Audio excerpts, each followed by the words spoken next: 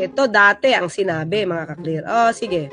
In importing rice to a tariff system where rice can be imported more freely. This will give us additional resources for our farmers, reduce the price of rice by up to 7 pesos. Oh, Reduce the price of rice by up to 7 pesos. oh. Reduce the price of rice by up to 7 pesos. Oh. Kaya mo ginawa yung batas, rice certification law to para yung gusto mong 7 pesos na kada kilo ay mangyari, ha? 7 pesos per kilo rice then after. Okay, yan ha? Yan, 2 years, ha? 2 years, ha? Nangako, 7 pesos per kilo na bigas, ha? Because of the rice certification law.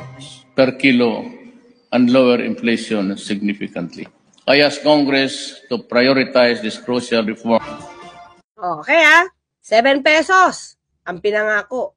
Ang iniisip, no? Kaya may pinaprioritize yung batas, RTL to kung di ako nagkakamali, mga kaklira. So, 7 pesos, Titi Sara, yung inaspire ng tatay mo because of that law. Diba? Pero tahimik yung mga kampon niya. Ano nangyari sa 7 pesos?